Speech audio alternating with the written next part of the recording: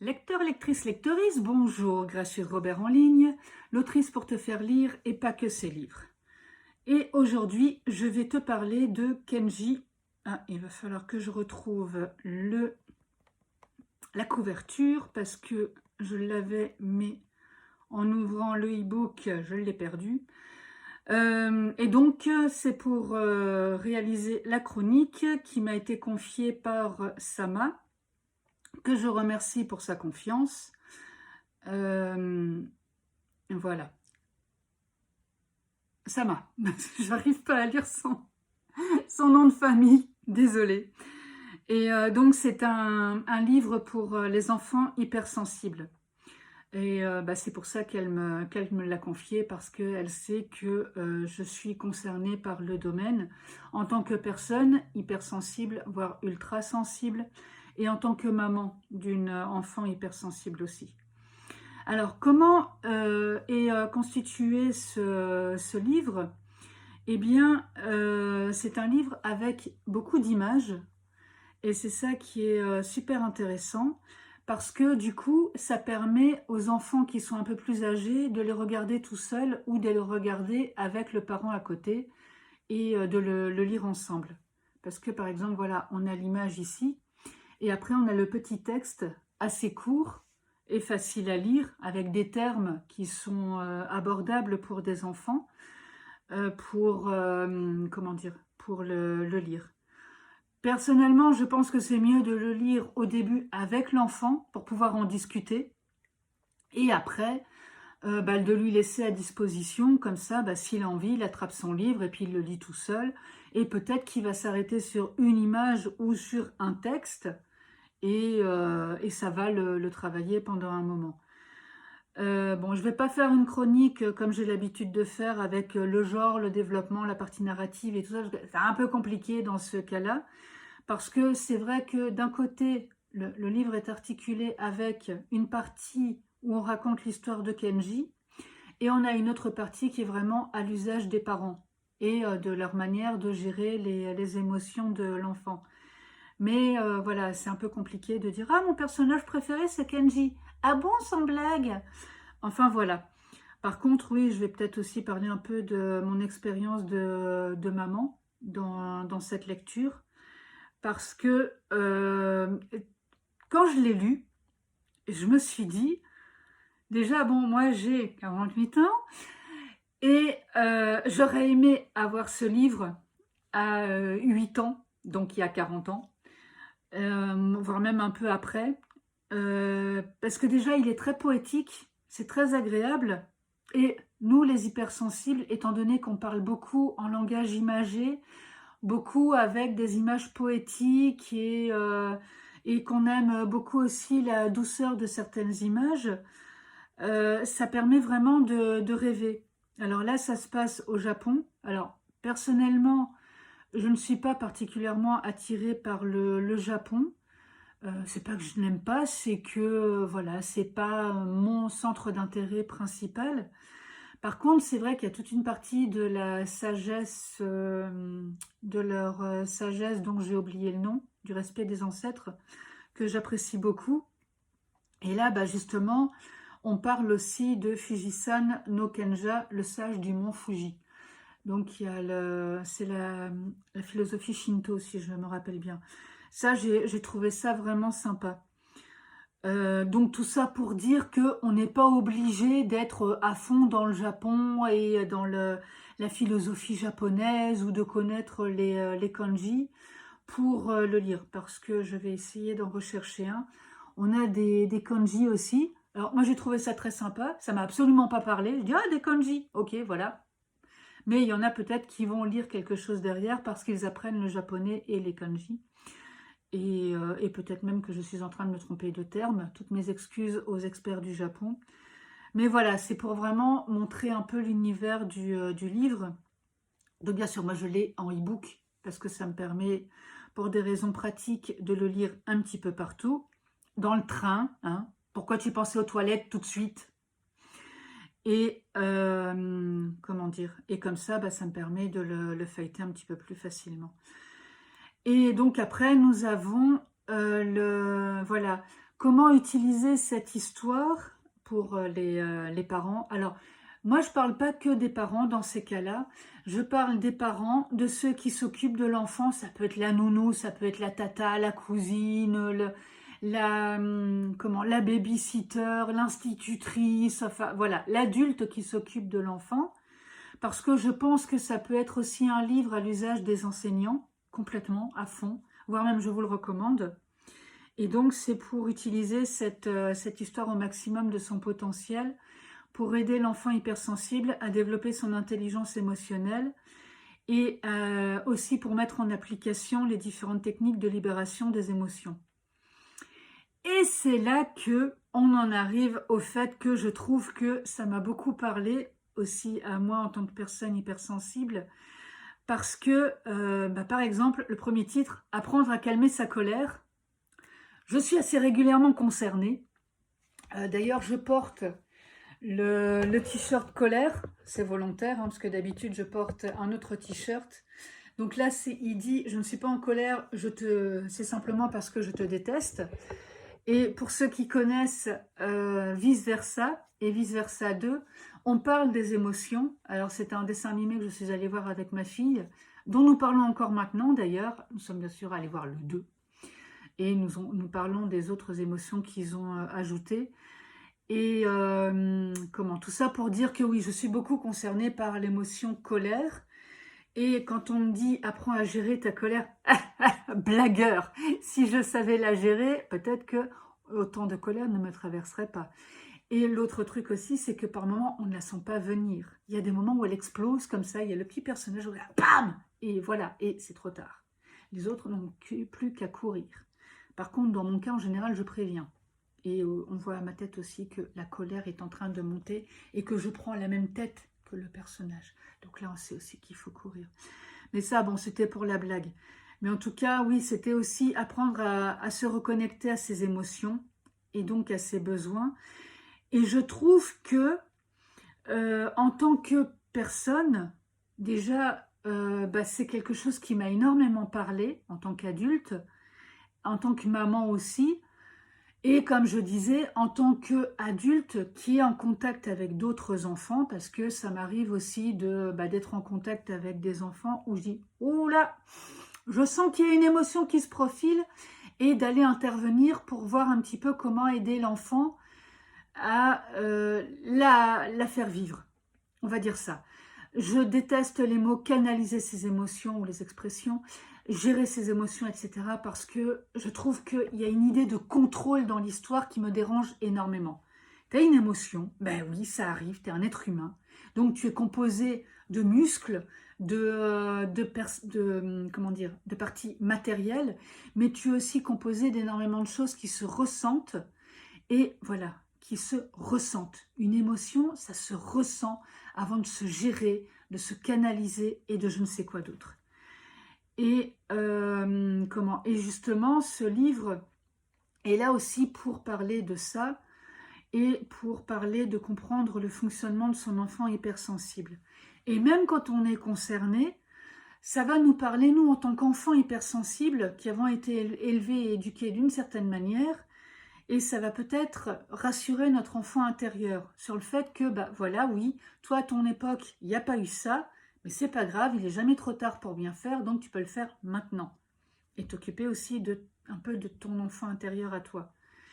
Et elle parle de la relation parent-enfant pour qu'elle soit plus fluide et plus authentique. Alors, personnellement, vu mon grand âge, moi j'ai vécu à cette époque où tu es un enfant, tu la fermes, tu écoutes les adultes, ce sont eux qui ont raison. Voilà, j'ai été conditionnée comme ça. À un certain âge, ça a été un peu plus compliqué, donc là je l'ai ouverte. Et là, voilà, ça s'est plutôt exprimé comme ça. Mais on est quand même plus maintenant dans une époque où on prône et on dit que les enfants, il faut les écouter et tout ça. Mais étant donné qu'on a eu la période de l'enfant roi, maintenant on est plus de « oui, mais l'enfant roi, faut arrêter, tout, machin, il faut quand même qu'ils écoutent. » Oui, ok. Mais si on essaye de se mettre un petit peu à un même niveau, c'est-à-dire que moi par exemple, femme de 48 ans, si je parle à une petite fille de 6 ans, je ne vais pas lui parler comme à une adulte. Je vais lui parler avec ces mots d'enfant de 6 ans, et je vais me mettre à son niveau en lui expliquant, voilà, je suis en colère parce que il s'est passé ça, ça, ça, tu as fait ça, ça, ça, et moi ça m'a mise en colère. Et après, je lui dis, et toi, qu'est-ce que tu ressens? Est-ce que tu comprends pourquoi je suis en colère contre toi? On est toujours sur la colère, hein. Désolée, c'est le t-shirt qui m'influence. Et est-ce que tu vas recommencer ou pas? Et si moi j'avais fait ça, que tu m'avais dit ne fais pas ça et que je l'avais fait quand même, comment aurais-tu réagi? Et là du coup il y a un dialogue qui s'engage et l'enfant déjà se dit ah, elle me parle mon langage, elle m'explique pourquoi elle est fâchée ou pourquoi elle m'a disputé ou pourquoi elle m'a fait la morale ou bref, on peut parler de plein de choses, hein, pas uniquement de la colère. Moi, il y a des moments, je vais aussi dire je suis contente parce que voilà, on fait ça et je passe un bon moment avec toi. C'est aussi cool de le faire, hein. C'est pas uniquement tout le temps, on n'est pas tout le temps dans la répression et on n'est pas tout le temps dans les émotions fortes où c'est de la colère, de la tristesse ou quoi. On peut aussi avoir des grands moments de joie et les partager et les exprimer. Si, si, c'est possible. Parce que voilà, on est dans une société actuellement où on est dans le contrôle, on est dans la productivité, on est dans le toujours plus rapide, etc. Et on va redescendre un peu la pression, on va prendre le bouquin et on va justement prendre le temps de regarder aussi les besoins humains fondamentaux et un peu les cocher parce qu'on a des besoins humains physiques et physiologiques, comme la subsistance, et on a des besoins qui sont complètement intellectuels, l'expression de soi, l'affection, et on va aussi avoir des besoins complètement émotionnels, comme la célébration, j'en parlais, et la spiritualité, etc. Donc voilà, il y a vraiment tout un catalogue d'émotions. Et comment? Et donc, elle parle aussi du côté des neurosciences affectives, parce que, voilà, on n'est pas dans le registre des babacools. Ah là là, on s'aime tous et tout, il faut aimer les enfants, il faut parler comme eux. On est dans un registre où il y a des recherches en neurosciences affectives et qui démontrent que le contact doux et respectueux favorise la sécrétion de molécules anti-stress bienfaisantes comme l'ocytocine, la molécule de l'amitié et de l'empathie, qui aide à se sentir plein d'entrain, motivé et créatif. Et c'est là-dessus que je terminerai ma chronique, parce que voilà, je pense que c'est vraiment le message de ce livre, qui est un livre qui n'est pas, comment dire, qui n'a pas été écrit comme ça pour suivre une mode. C'est vraiment un livre qui est pratique et concret et qui, selon mon avis, à mettre entre toutes les mains. Parce que pour les hypersensibles qui s'ignorent, ils sont beaucoup plus nombreux qu'ils ne le pensent. Et pour les personnes qui viennent de le découvrir, ça va les aider. Et pour les personnes qui trouvent que leur enfant est très sensible, moi je l'entends régulièrement pour ma fille, ah là là, qu'est-ce qu'elle est sensible? Oui, je sais.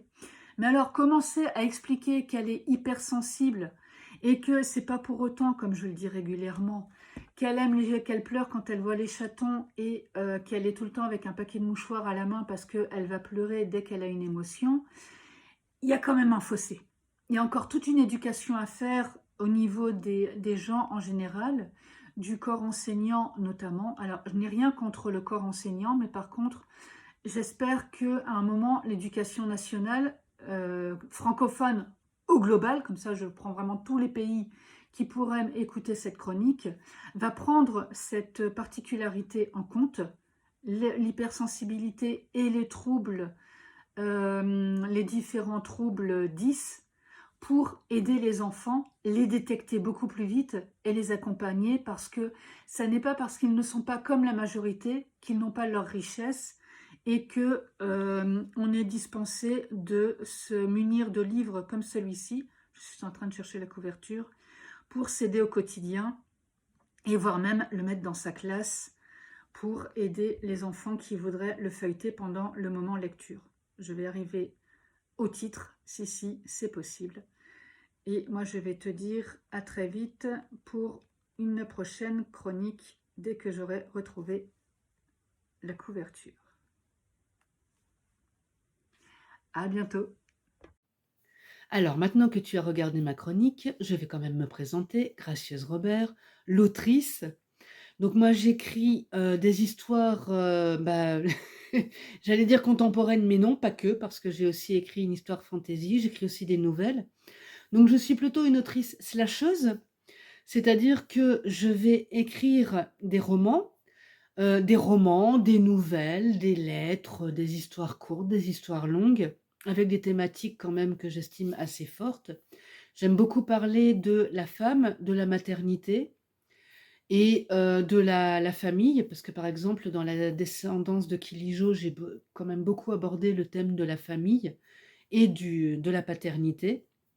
C'est-à-dire que mon personnage a eu une enfant, il apprend qu'il est père quand elle a 5 ans, et étant donné que la mère est morte, il va récupérer l'enfant pour l'élever lui-même.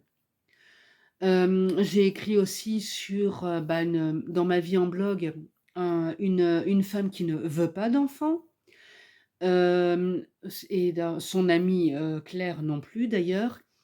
Dans Les voyages forment la jeunesse, Agathe, l'amie de Clotilde et de Claire qui ne veulent pas d'enfants, elle en a 2 et elle part en voyage avec son mari parce que elle s'est aperçue qu'ils se sont oubliés en tant que couple en s'occupant de leurs enfants. Madame Eugénie, qui est une nouvelle, là par contre, c'est justement: est-on une femme si on n'a pas d'enfant? Parce que je lis quand même assez souvent que une femme est une femme accomplie quand elle a eu un enfant. Alors, tout mammifère peut avoir un enfant, ou un petit, et donc je ne vois pas en quoi quelque chose qui est naturel et qui est, je dirais, à la portée de beaucoup, la majorité, on va dire, parce qu'on ne va pas parler du cas des femmes qui sont stériles, peut donner naissance à un petit, et je ne vois pas en quoi ça va permettre à la femme d'être plus accomplie qu'une qui n'en a pas eu, que ce soit par choix ou par, comment dire? Par, biologie. Bref, donc voilà, pour présenter un petit peu ce que je fais et en quoi j'officie en tant qu'autrice. J'anime aussi des ateliers d'écriture, donc là où justement on va pouvoir aborder soit des thématiques très fortes, soit on va pouvoir s'amuser, juste à développer la créativité, prendre un petit temps pour soi, pour, jouer avec les mots, et surtout aussi lire en public. Parce que, pareil, en discutant avec les gens, il y en a beaucoup qui écrivent ou qui n'osent pas écrire parce qu'ils se disent ils intéressent personne, ou qui ont peur de recevoir le retour de quelqu'un. Mais, on peut faire des retours constructifs et on peut justement, en s'entraînant, améliorer pas mal de choses. Parce qu'il faut arrêter de s'imaginer que on va directement écrire un texte comme ça, il est fabuleux, paf paf, il est imprimable et on y va, quoi. Non, un texte, ça se travaille, et puis, en écrivant, c'est en écrivant qu'on devient écrivain. En forgeant, on devient forgeron, en écrivant, on devient écrivain, et en écrivant régulièrement comme ça, on va être de plus en plus, performant. On va avoir moins de mal à trouver ses mots, on va pouvoir faire un texte plus facilement, trouver ses idées plus facilement, et on n'est pas obligé d'écrire un roman de 300 pages au premier coup, hein. On peut très bien écrire un petit texte de 10 lignes, voir un petit peu ce que ça donne, et passer ensuite en montant en longueur ou en thématique, ou voilà, c'est, la thématique des ateliers, c'est ça.